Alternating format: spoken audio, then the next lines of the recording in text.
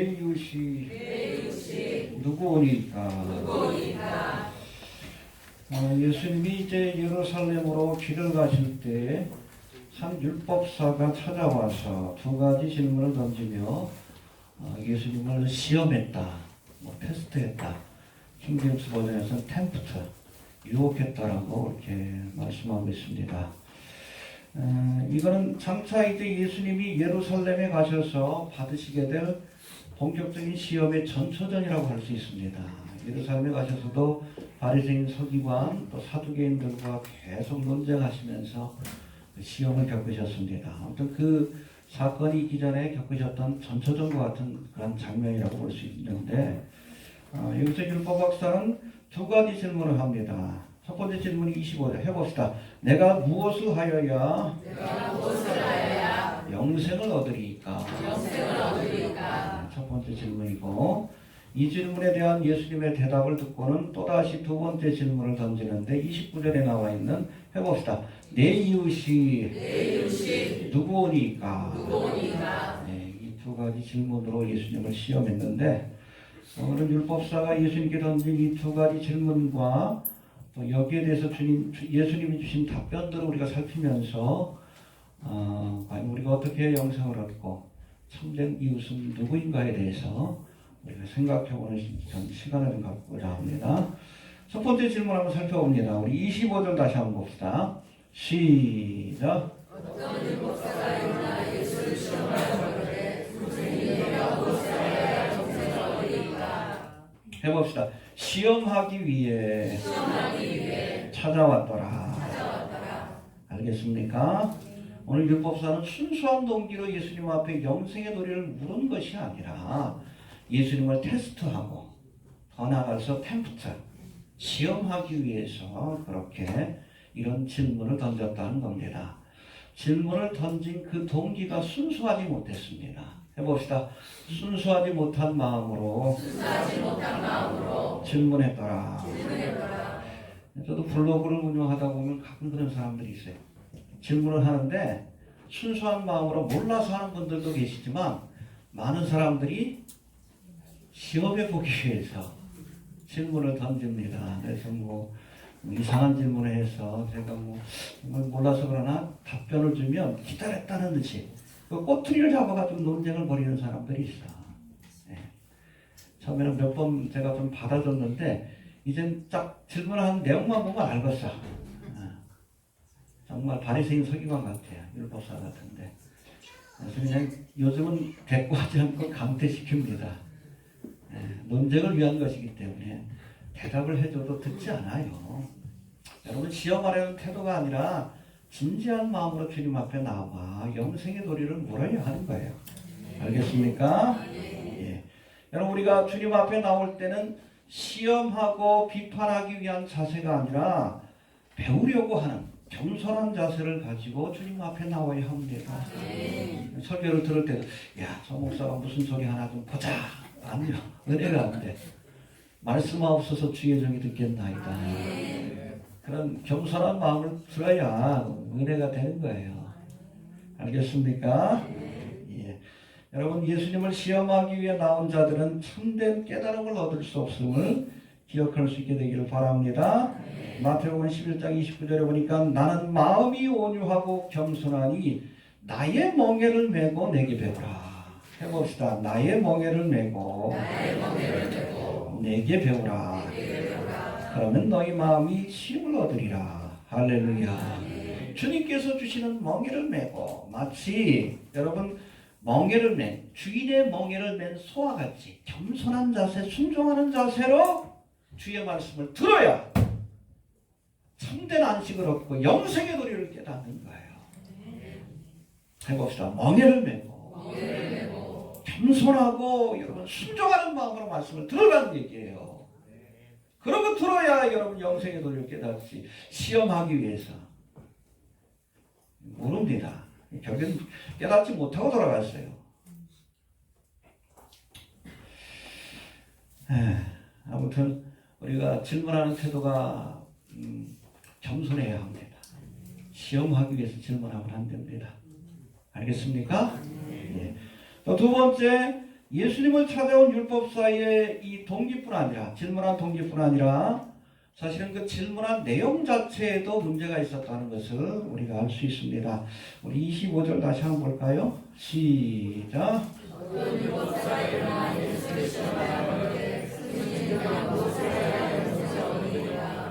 해봅시다. 무엇을 하여야.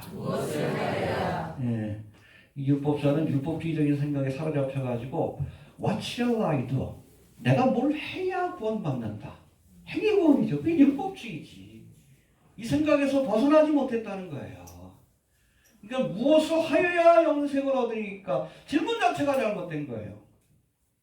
바르게 질문하려면 어떻게 해야 돼? 어떻게 해야?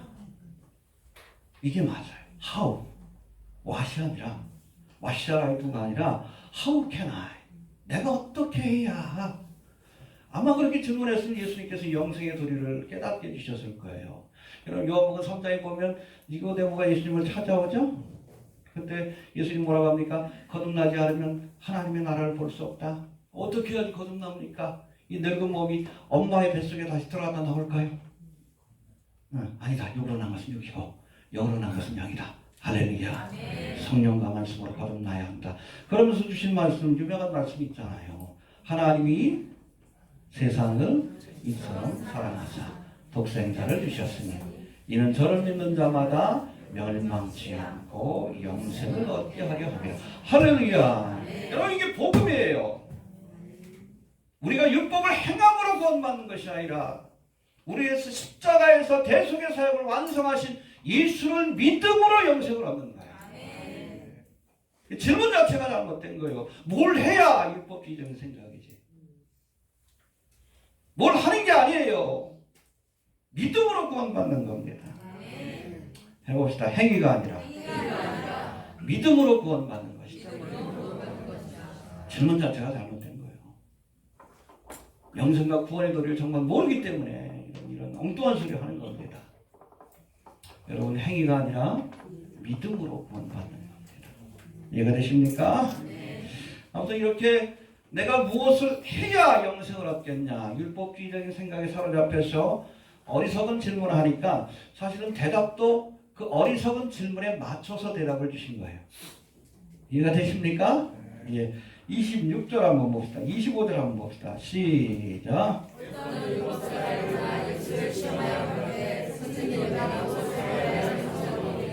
네, 그 생각에 뭐가 있어요? 율법을 지켜야만 구원받는다는 생각이 있으니까 예수님이 그 수준에 맞춰서 대답을 주셔요. 26절 봅시다.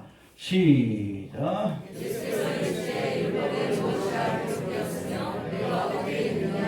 네, 율법을 행함으로 구원받는다고 생각하니까 율법에 대해서 말씀해 주시는 거예요.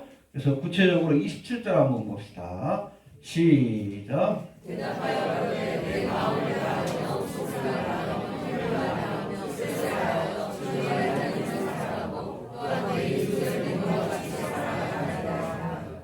예, 여러분 이것이 사실은 율법의 핵심입니다. 하나님을 사랑하고 네 이웃을 내 몸과 같이 사랑하라.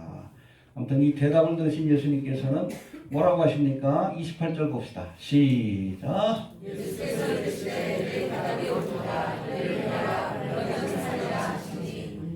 해봅시다. 이를 행하라. 그러면 살리라. 아무튼 이런 대답을 들은 예수님께로부터 답변을 들은 이 율법사는 우쭐한 마음을 가졌던 것 같아요. 아, 그래도 내가 법에 대해서 많이 알고 있구나. 하지만 사실 28절의 이 말씀은 잘 들으세요. 칭찬의 말이 아니라 저주의 말입니다. 이해되셔요? 왜 그래요? 하나님의 율법을 온전히 지킬 수 있는 사람은 아무도 없기 때문에 그렇습니다. 이해가 되십니까? 예. 하나님을 사랑하고 네 이웃을 내 몸과 같이 사랑하라. 여러분 이것은 10계명을 요약한 거예요. 10계명 1계명부터 4계명까지가 하나님을 사랑하라. 그리고 5계명부터 10계명까지가 이웃을 사랑하라. 구체적으로 어떻게 사랑하는 것이다. 그리고 이 10계명은 모세를 통해서 주신 모든 율법과 규례를 10가지로 요약한 겁니다. 이해가 됩니까? 그런 거로 우리가 하나님을 온전히 사랑하고 이웃을 사랑하기 위해서는 구약에 있는 모든 율법과 규례를 지켜야 되는 거예요. 가능합니까? 불가능해요. 이건 칭찬의 말이 아니라 저주의 말씀에 가까운 거예요. 지킬 수 없음을 알면서도 이 말씀을 주신 겁니다. 왜? 율법으로 구원받는다라고 착각하고 있으니까. 여러분, 이렇듯 우리가 율법을 온전히 지킬 수 없음을 아셨기 때문에 하나님께서 사실은 율법을 모세에게 주실 때부터 이거 못 지킨다는 거 아셨어요. 그래서 10계명만 주신 것이 아니라 뭐 같이 줬다고? 성막의 모형도를 주셨잖아요. 그래서 성막을 지어라. 교회는 우리가 같이 되어가는 거지. 이 성막은 뭐예요? 율법의 역할은 뭡니까? 죄를 깨닫게 하는 거예요. 죄를 깨닫게. 살인하지 말라. 그걸 통해서 살인이 죄구나. 간음하지 마라. 간음이 죄구나. 동성애하는 자는 돌로 쳐 죽여라. 동성애가 끔찍한 죄구나. 하나님의 말씀 율법을 통해서 우리가 죄가 뭔 줄 알잖아. 죄로 죄되게 하기 위해서 율법을 주신 겁니다. 그 죄를 깨달았으면 어떻게 해야 돼? 죄를 깨달았는데 죄를 해결할 방법이 없어. 그건 저주요. 이 저주로부터 우리가 해방되기 위해서는 죄 문제를 해결하기 위해서 가야 할 것이 있어요. 그것이 바로 성막입니다. 그것에서 드려지는 제사를 통해, 번제를 통해, 속죄 제사를 통해서 우리가 하나님 앞에 죄사함을 받고 물동에서 손과 발을 씻고 성소와 지성소로 들어가서 거룩한 하나님과의 교제를 회복하는 거예요. 그게 성막입니다. 그것이 바로 예수 그리스도의 사역을 예표하고 있어요. 특별히 번제단에서 드려지는 그 모든 제물들은 십자가에서 대속의 사역을 완성하신 예수 그리스도를 상징하고 있습니다. 그래서 갈라디아서에서 그러잖아요. 율법은 우리를 예수께로 인도하는 몽학선생이다. 이끌어가는 거예요. 율법의 역할이 그겁니다. 알겠습니까? 율법을 지킴으로 구원받는다는 잘못된 생각을 버려야 돼. 율법은 죄를 깨닫게 하려고 주시는 거예요. 율법의 행위가 아니라 하나님의 은혜로 예수 그리스도로 말미암아 주시는 이 성막의 은혜로, 대속의 은혜로 우리가 구원받는다는 것을 잊지 마시길 바랍니다. 너희가 그 은혜를 인하여 믿음으로 말미암아 구원을 얻었나니 할렐루야. 이것이 너희에게서 나는 것이 아니요 하나님의 선물이다. 하나님의 일방적인 선물이다. 왜? 우리의 노력으로는 구원받지 못하니까. 행위에서 나는 것이 아니니 율법의 행위로서는 구원받지 못해요. 이는 누구든지 자랑치 못하게 하려 함이라. 그래서 우리가 예수 믿고 구원받았지만 자랑할 수가 없어. 우리 행위로 구원받은 게 아니기 때문에. 그래서 정말로 구원받은 사람들은 겸손해. 네. 나 같은 죄인 살리심. 그 고백이 나와요. 행위로 구원받은 게 아니기 때문에. 알겠습니까? 이걸 행하라. 무서운 말씀이에요. 알겠습니까? 행함으로 구원받는다고 생각하니까 그래 율법 한번 지켜봐. 여러분 율법 행위로 구원받을 수 없습니다. 예수를 믿음으로 구원받는다는 것, 이게 바로 복음이에요. 여러분 붙들 수 있게 되기를 바랍니다. 예. 두 번째 29절 두 번째 질문인데 해봅시다. 내 이웃이 누구오니까? 이를 행하라 그러면 살리라. 율법을 행하라 그러면 살리라. 하신 예수님의 말씀에 깊은 뜻도 헤아리지 못한 채 이 말씀을 칭찬의 말씀으로 오해한 율법사가 이번에는 뭐라고 질문합니까? 그러면 내 이웃이 누굽니까? 사랑을 실천해서 구원받게요? 교만한 생각이지. 29절 한번 봅시다. 시작. 이 사람이 자유롭게 노예로 예수의 그러면 내 이웃이 누구니까? 예, 이웃을 사랑해서 영생을 얻으려면 구체적으로 이웃이 누구인지 알아야 하는데 과연 누가 이웃이 될 수 있느냐? 이런 율법학자의 질문입니다. 이 질문에 대해서 예수님은 우리가 너무나 잘 알고 있는 사마리아 사람의 비유를 통해서 진정한 이웃이 누구인지를 우리에게 알려주셨습니다. 할렐루야. 결론적인 얘기지만 우리가 구원받기 위해서 사랑하는 게 아니에요. 구원받았으니까 사랑을 실천해야 되는 거예요. 우리가 이런 가정하에 이 말씀 우리가 봐야 합니다. 해봅시다. 구원받기 위해 이웃을 사랑하는 것이 아니라 구원받았기에 이웃을 사랑해야 하는 것이다. 알겠습니까? 이 율법주의와 다른 거예요. 이게 사랑의 법입니다. 이 율법이 아니라 사랑의 법이에요. 이해가 되십니까? 예. 아무튼 이 비유의 말씀을 통해서 참된 이웃이 무엇인가를 설명해 주셨는데 먼저 30절 한번 봅시다. 시작.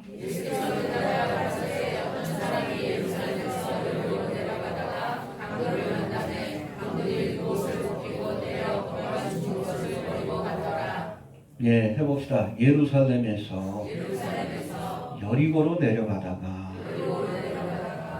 이걸 우리가 먼저 상징적인 의미로 우리가 살펴봐야 하는데 예루살렘은 모든 신앙의 사건이 시작되고 믿음이 시작되고 마무리죠. 완성되는 곳입니다. 여기 머물러 있어야 돼요. 예루살렘을 떠나지 말라고 했어요. 예루살렘이 성경에서 제일 먼저 나오는 것이 어디입니까? 창세기. 아브라함이 독자 이삭을 모리아산. 그게 바로 예루살렘 성전산이에요. 그 황금동사원이 있잖아요. 거기입니다. 아브라함이 독자 이삭을 바친 곳이고 또 후로는 다윗이 여부수 족속으로부터 이 예루살렘을 빼앗아서 다윗의 성으로 할렐루야 이스라엘의 수도로 삼게 돼요. 그리고 솔로몬은 여기에다가 뭘 짓습니까? 성전을 지어 봉헌한 것이고 또 이곳에서 예수님이 십자가를 지시고 부활 승천하신 곳이 바로 예루살렘입니다. 할렐루야. 그리고 성령이 강림하여 은혜의 시대가 시작된 거 바로 예루살렘입니다. 예루살렘이에요. 예루살렘과 그 주변에 있는 감람산과 예루살렘이라고 볼 수 있습니다. 은혜의 시대가 시작이 되는 것이고 또 장차 재림하실 예수님이 어디로 오셔요? 뉴욕에 오는 거 아니에요. 서울에 오는 게 아닙니다. 내가 올라간 그대로 다시 오리라. 예루살렘 바로 앞에 있는 감람산 예루살렘으로 오십니다. 그리고 천년왕국을 펼치시는데 천년왕국의 수도가 예루살렘이요. 천년왕국 끝나면 이제 백보자 심판을 통해서 지옥 갈 사람하고 천국 갈 사람을 나누시고 나서 그리고 나서 이 땅에 있는 모든 것들 땅과 하늘을 다 불러 살으시고 새 하늘과 새 땅을 지으십니다. 할렐루야. 새 땅과 새 하늘이 펼쳐질 때 그때 하늘에서 새 예루살렘이 위로부터 내려올 것이다. 할렐루야. 궁극적으로 우리가 가게 될 여러분 하나님의 나라를 예루살렘으로 묘사하고 있어요. 그러니까 예루살렘을 떠나지 말라고 하는 겁니다. 믿음의 자리를 떠나지 말라는 거예요. 여러분 이에 반해서 여리고는 풍요롭지만 믿음으로부터 떨어진 세상 나라를 상징합니다. 이스라엘 제가 전역을 돌아다녀 봤지만은 다 다니지 못했지만 중요한 지역을 다녀봤지만 사실은 여리고성이 가장 풍요로운 도시입니다. 고고학적으로는 역사적으로 가장 오래된 oldest city예요. 가장 한 6,000년 전인가, 기원 6,000년 전인가 그때부터 나옵니다. 흔적들이 나와요. 그리고 또 한 가지가 있어요. lowest city예요. 해발 고도가 가장 낮은 도시입니다. 250m 마이너스. 갈릴리에도 많은 것들이 있죠. 한 210m 정도 되고 사해는 420m 돼요. 근데 사해 주변에는 도시가 없어. 사람이 살 수가 없으니까. 가장 낮은 곳에 위치한 도시입니다. 그리고 예루살렘은 한 727m 정도가 돼요. 그러니까 예루살렘하고 이 여리고가 멀지 않습니다. 한 31km. 서울하고 인천 정도의 거리인데 해발 710m부터 마이너스 250까지 계속 내려가는 거예요. 이 상징적인 의미가 있어요. 내려가지 마십시오. 요거의 성산을 향해 올라가야지 우리 믿음이. 알겠습니까? 어렵다고 믿음의 자리를 떠나서 세상 길로 나아가면 이 여리고는 아주 유명한 도시인데 특별히 거기에 오아시스도 많고 요단강 그 강변에 있어요. 그래서 이스라엘 전역이 사막 지역인데 거기는 숲이 우거져 있고 농사가 잘 돼요. 특별히 종려나무. 우리 중동의 특산물이 뭐요? 대추. 대추 야자예요. 네. 젖과 꿀이 흐른다 할 때 그 꿀이 대추야자 열매를 상징한다고 얘기를 합니다. 그 대추야자 열매는 유명한 곳이에요. 그래서 이 종려나무의 도시라고 알려질 정도로 아주 풍요로운 곳입니다. 그러나 하나님께로부터 멀어진 세상 나라를 상징합니다. 여리고성이 있던 곳이고 어려워도 믿음의 자리를 지킵시다. 내려가는 강도를 만나는 거예요. 요나도 그랬지. 다시 니네로 가야 되는데 사명의 땅 아니에요. 어디로 가서 반대편은 다시스로 갔다가 풍랑을 만난 거예요. 여러분 하나님의 말씀에 불순종해서 우리가 사명의 자리, 믿음의 자리를 떠나서 엉뚱한 데로 가면 여리고로 내려가고 다시스로 가면 풍랑을 만나고 강도를 만나는 거예요. 이해가 되십니까? 해봅시다. 어려워도 믿음의 자리를 지키자. 내려가지 마십시오. 믿음이 올라가야지. 이해가 됩니까? 이처럼 어떤 사람이 예루살렘을 떠나 여리고로 내려갔다가 강도를 만났지만 그가 이제 선한 사마리아 사람을 만나서 다시금 일어서 있었다. 할렐루야. 이 궁극적으로 이 선한 사마리아 사람이 누굴 상징해? 예수님을 상징합니다. 예수를 만나야 합니다. 여러분 우리가 인생을 살다 보면 뜻하지 않는 강도를 만날 때가 있어요. 우리의 물질을 빼앗아가는 강도. 갑자기 잘 되는 사업이 부도만하가 하나쯤 다 사라질 수도 있어. 그런 경우들 많잖아. 또 건강을 건강을 빼앗는 강도도 있잖아요. 열심히 살아가는데 갑자기 암병이 생겨가지고 낙심할 때가 있지. 예수를 바라봐야 합니다. 또 우리의 마음속에 있는 평안과 기쁨을 빼앗아가는 강도들도 있고 또 믿음을 빼앗아가는 강도들이 있어요. 하나님은 우리에게 평안과 기쁨을 주십니다. 그런데 우리 마음 가운데 믿음을 빼앗고 두려움을 주는 존재들이 있어요. 이 정가훈 정동수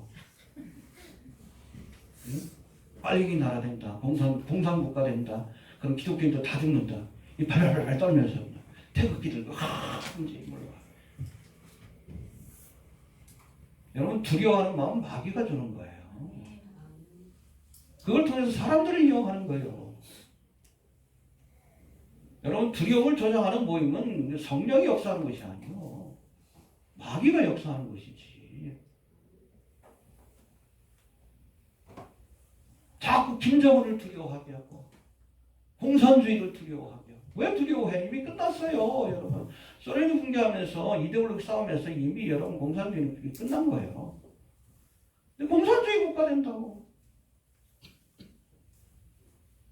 예전에 박정희가 그 반공에 치면서 그냥 독재했던 것처럼 똑같아요. 사람들한테 두려운 마음을 줘가지고 정치적인 목적을 이루려고. 이게 강도요. 믿음을 빼앗아가는 강도요. 이게 양아치 아니요. 그 비판한 걸 썼더니 계속 그냥 옹호해. 그래도 우리나라가 공산주의 국가가 되면 안 되지 않습니까? 투박하지만 이 시대에 쓰시는 모세와 같은 일꾼이 아닙니까? 정광훈 목사가. 그 두려운 마음을 주는 존재는 여러분 하나님의 종이 아니에요. 강하고 담대하십시오. 하나님 더 큰 분이에요. 왜 김정은을 두려워해?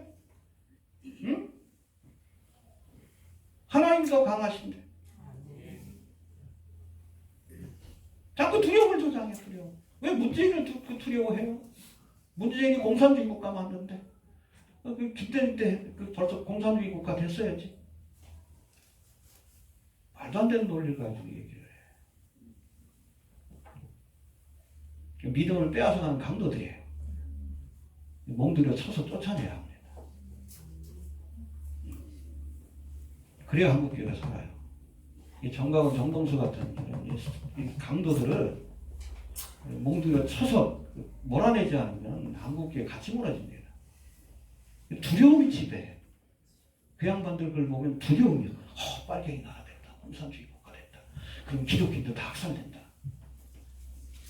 참 대단해. 대단한 믿음들이야. 강도예요.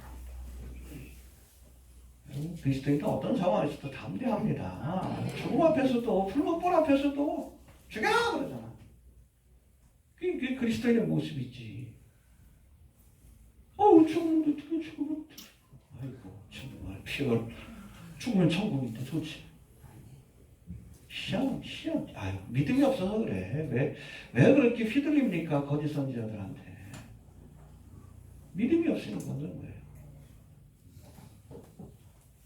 가깝해. 글 쓸 때마다 와가지고 내가 그냥 이 블로그를 7년 8년째 보는데 목사님 이건 아닌 것 같습니다. 뭐가 아니에요? 우리나라를 공산주의 국가로 만들려고 하는데 참 대단한 믿음이다.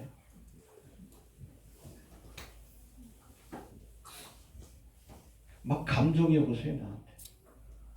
무지한 목사를 깨우쳐주겠다고 감정이 오세요.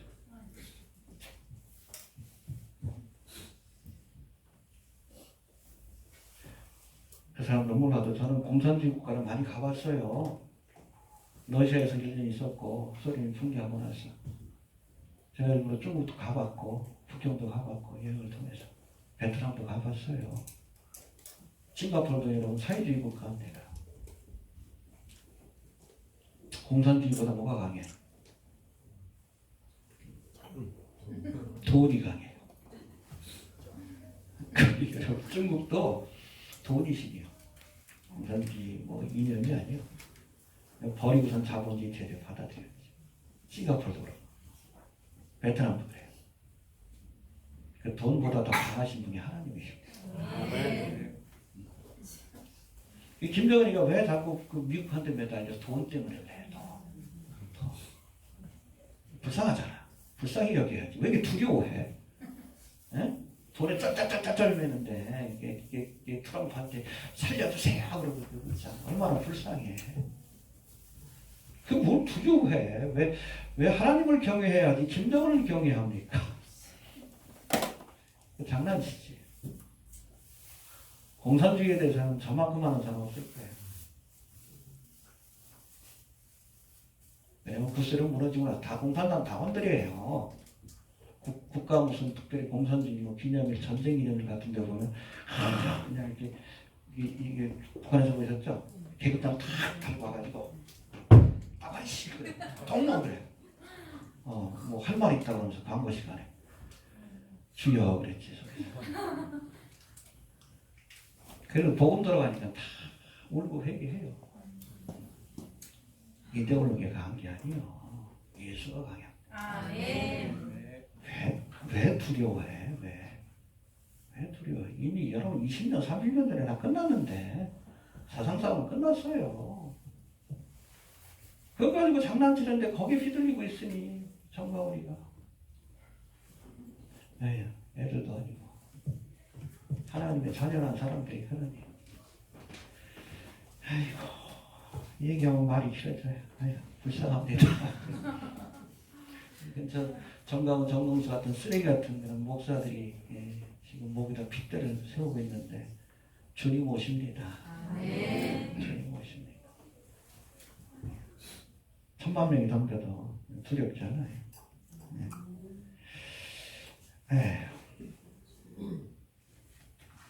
강도들 조심합시다. 해봅시다. 강도를 조심하자. 이처럼 우리가 인생을 살면서 여러 영육 간의 강도를 만나 홀로 일어서지 못할 때 우리 주변에 사마리아 사람과 같은 좋은 이웃이 있다면 바로 그의 도움으로 우리가 일어서서 믿음의 길을 갈 수 있다는 겁니다. 우리도 선한 사마리아 사람이 됩시다. 여러분 다윗이 사울에게 쫓겨 죽을 위기를 겪을 때 사울 왕의 아들이었던 요나단이 저를 찾아가서 위로해 줬어요. 야 너는 이제 이스라엘의 왕이 될 것이고 나는 네 신하가 될게. 사실 뭐 따지고 보면 정적인데 다윗을 죽여야 자기가 왕이 되는데 근데 그러지 않았어요. 가서 위로해 줬습니다. 할렐루야. 또 가야바의 법정에서 예수님을 모른다고 3번이나 부인한 베드로는 이제 예수님의 부활을 목격하고도 사도의 길을 갈 자신이 없었어. 그러니까 옛날에 했던 물고기 잡는 일 그거 하겠다고 갈릴리 바다에 갔는데 그곳에서 예수님이 만나 주셨습니다. 그리고 뭐라고 하셔요? 내 양을 치라, 내 양을 먹이라. 할렐루야. 일부러 3번 말씀하셨습니다. 3번 부인했으니까. 그래서 용기를 주시고 사도의 길을 다시 갈 수 있도록 힘을 주셨어요. 할렐루야. 오늘 비유에 등장한 이 선한 사마리아 사람이 바로 우리가 절망적인 상태에 있을 때 우리를 찾아와 다시금 일어설 수 있도록 힘을 주시고 용기를 주시는 예수님을 상징하고 있습니다. 주님 앞에 나갑시다. 도와주실 겁니다. 그리고 우리도 예수님의 제자로서 우리 주변에 강도 만난 이웃들이 있으면 그 사람들에게 용기와 힘을 주는 선한 사마리아 사람들이 되시길 바랍니다. 이제는 선한 사마리아 사람의 비유에 등장하는 그 인물들을 조금 더 한번 구체적으로 살펴봅니다. 먼저 우리 보니까 제사장과 레위인은 강도 만난 사람을 보고 어떻게 했어요? 피하려 갔어. 참 야비하죠. 종교 지도자인데 31절 32절 봅시다. 시작.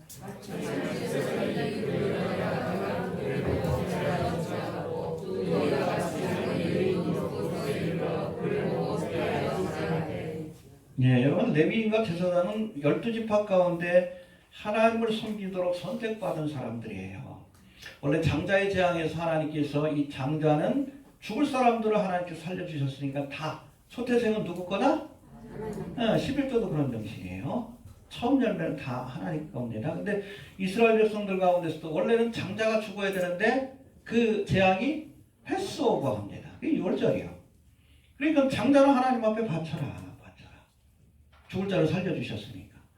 근데 집안에서 맨 그냥 장자마다 같은 복잡하니까 그러지 말고 12지파 가운데 아론이 속한 모세가 속한 그래서 레위지파를 바쳐라. 이 사람들은 하나님을 섬기는 일에만 그렇게 일하게 될 것이다. 그리고 이 레위지파 가운데서도 특별히 아론의 반차에게 제사장이 직분을 주셨습니다. 할렐루야. 해봅시다. 직분을 위해 선택받은 사람들이다.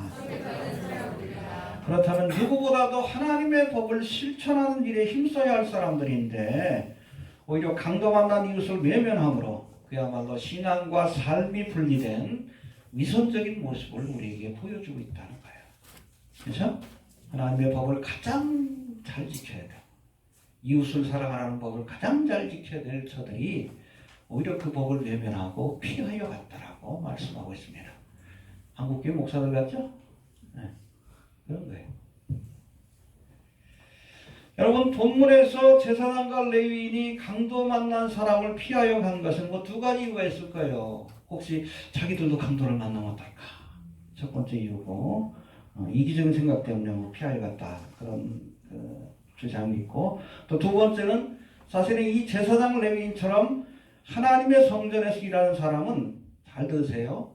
지신을 만져서 그 강도 만난 사람이 거의 죽게 되었다 그랬으니까 혹시 죽었으면 지신을 만지면 부정케 돼요.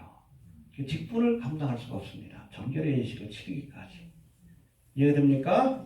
예. 바로 이것 때문에 이런 두려움 때문에 강도 만난 이웃의 생사도 확인하지 않고 성급히 그 자리를 피하여 갔다. 그렇게 해석하기도 합니다. 한마디로 저들은 강도 만난 사람의 생명보다 정결의 규례, 즉 율법의 규례를 지키는 것을 더 중요시 여긴 거예요. 해봅시다. 강도 만난 사람의 생명보다 율법의 규례를 더 중요시 여겼다. 예, 오늘 본문과 동일한 말씀이 기록된 마태복음 22장 40절에서는 하나님을 사랑하고 이웃을 내 몸과 같이 사랑하라. 이 두 계명이 온 율법과 선지자의 강령이니라. 해봅시다. 이 두 계명이 율법과 선지자의 강령이다. 예, 이게 뭔가 하면 구약의 말씀을 한마디로 요약하면 이거예요. 하나님을 사랑하고 네 이웃을 사랑하라. 이것이 모든 규례 가운데 가장 중요한 규례다. 말씀이다. 그런 의미를 갖고 있는 겁니다. 할렐루야. 바로 율법의 가장 중요한 계명이 하나님을 사랑하고 이웃을 사랑하는 것인데 정결의 규례에 관한 작은 규례를 지키겠다고 가장 중요한 이웃사랑의 규례를 외면하니 저들을 위선자라고 말씀하는 거예요. 이해됩니까? 먼저 해야 할 일이 있다는 거예요. 이해됩니까? 바리새인 서기관들이 했잖아요. 하루살이는 걸러먹고 아주 작은 규례는 지키려고 했으면서 약대는 삼키는도다. 율법이 더 중요한 바 의와 인과 신을 버렸다. 말씀의 더 중요한 부분은 그냥 꿀꺽 대충 넘어가. 뭐가 중요해? 죽어가는 사람 살리는 게 중요하지. 정결의 규례를 지키는 게 중요해요. 좀 귀찮긴 하겠죠? 혹시 시체를 만졌다 그러면 뭐 부정케 되고 뭐 이렇게 절차를 밟아야 되니까. 하면 되잖아. 그게 뭐 중요해. 사람이 죽고 사는데. 하루살이는 걸러 먹으면서 낙타는 그냥 꿀꺽 삼키는 거예요.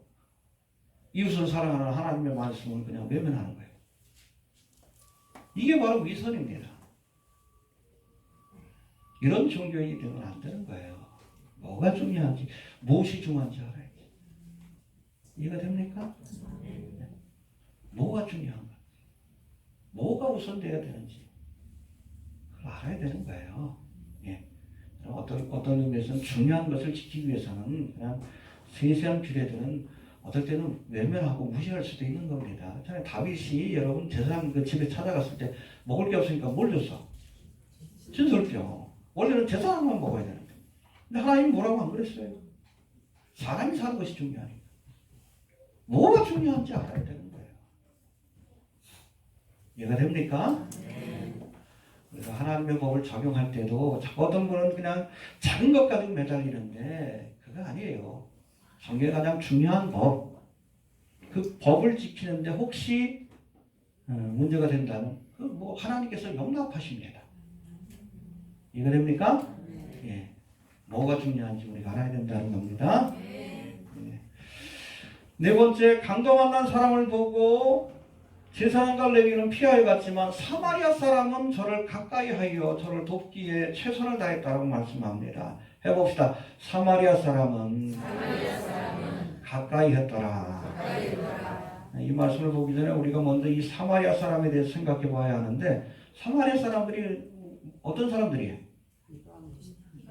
이방인 아니에요. 이방인도 이스라엘 사람도 아닌 어중간한 사람들. 이스라엘 역사를 보면 여러분 이 북이스라엘은 어디에?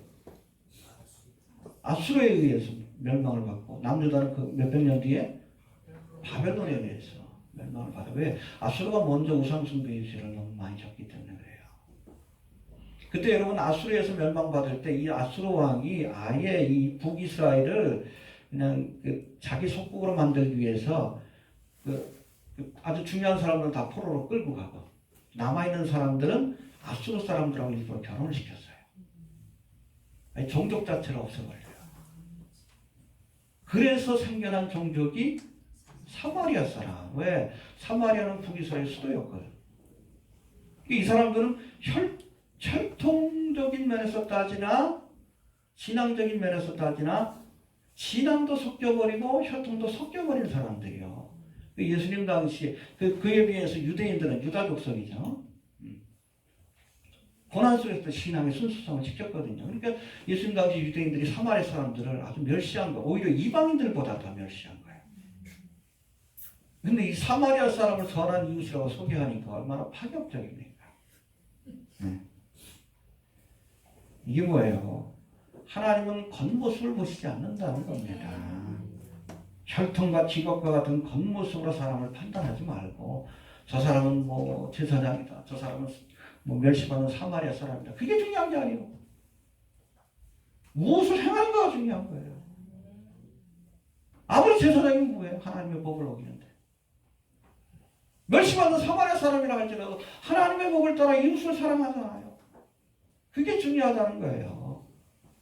이해가 되십니까? 그러니까 강도 만난 사람을 보았을 때 사마리아 사람이 행한 구체적인 행동이 무엇인지 우리 한번 살펴봅니다. 먼저 33절 봅시다. 시작.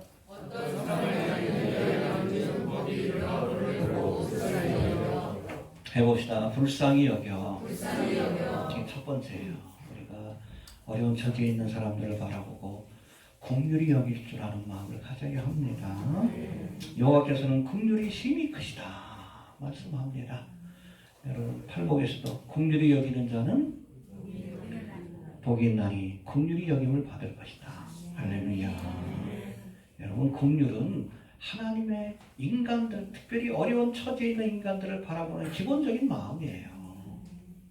우리도 긍휼히 여길 줄 알아야 합니다. 주변에 강도 만난 사람들을 볼 때 그냥 소닥버릇이 하지 마시고 긍휼히 여기는 마음을 가지고 어떻게 도와줄까를 생각할 수 있어야 돼요. 이해가 됩니까?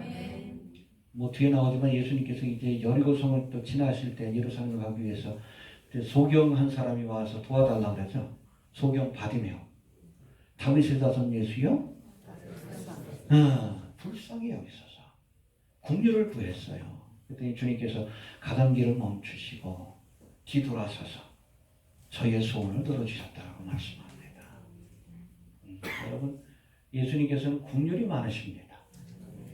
우리도 긍휼한 마음으로 우리 주변에 있는 어려운 이웃들을 돌볼 수 있어야 합니다. 알겠습니까?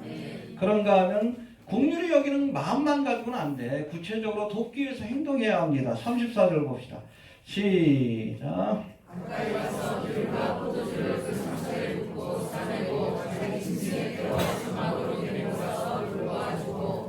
예, 35절.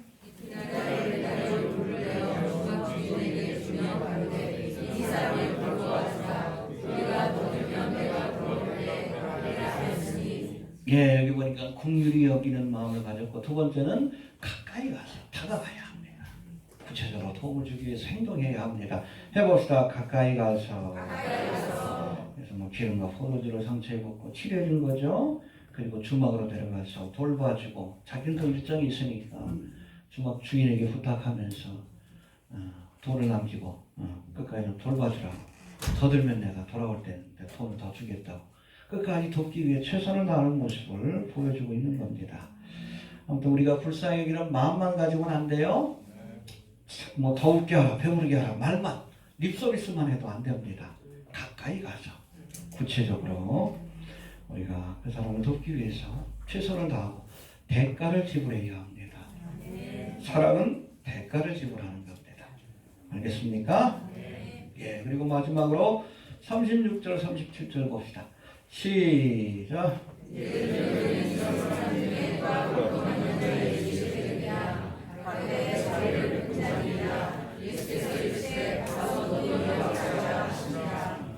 예, 해봅시다. 가서 너도 이와 같이 하라.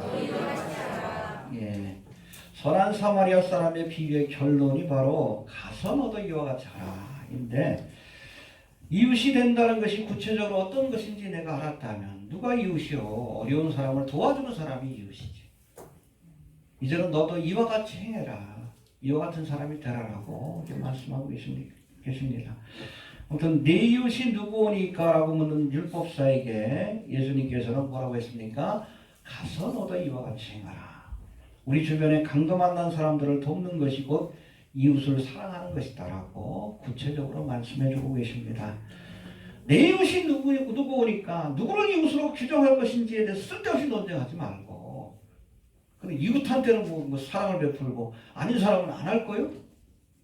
우리 주변에 있는 사람이 다 이웃이요. 이해가 됩니까? 쓸데없는 논쟁 벌이지 말고 그럴 시간이 있으면 우리 주변에 어려운 사람들을 찾아가서 그들을 돕는 선한 이웃이 되어라. 네가. 이해가 됩니까? 예. 아무튼 영생을 얻은 하나님의 자녀라면 이웃을 사랑하는 것이 마땅한 일이라고 우리에게 교훈하고 있는 겁니다. 알겠습니까? 정리합니다. 우리가 무엇을 하여야 영생을 얻는다라고 생각하면 안 돼요. 우리가 행함으로 우리가 영생을 얻는 게 아니에요. 예수를 믿음으로. 질문 자체가 잘못된 거예요. 해봅시다. 행함으로가 아니라 믿음으로 영생을 얻는다. 예, 그리고 이제 예수님의 크신 사랑과 은혜로 그 은혜를 믿음으로 우리가 영생을 얻었다면 이제는 주님 앞에 받은 이 은혜와 사랑을 이웃사랑으로 그렇게 드러내야 합니다. 알겠습니까? 우리 주변에 강도 만난 이웃들이 있다면, 어려운 처지에서 그렇게 영육간에 힘들어하는 사람들이 있다면 우리가 긍휼한 마음을 가지고 다가가서 대가를 지불하며 그들을 일으켜 세우는데 최선을 다하는 우리 선한 사마리아 사람들이 되시길 바랍니다. 이게 바로 영생을 얻은 자의 표징이에요. 사랑을 실천함으로 구원받는 건 아니고 구원받은 사람에겐 이런 표징이 나타나는 겁니다. 이해가 되시죠? 해봅시다. 가서 너도 이와 같이 하라. 그럴 수 있게 되길 바랍니다. 주신 말씀 붙들고 기도합니다. 하나님을 감사합니다. 오늘도 주여 말씀을 상고하며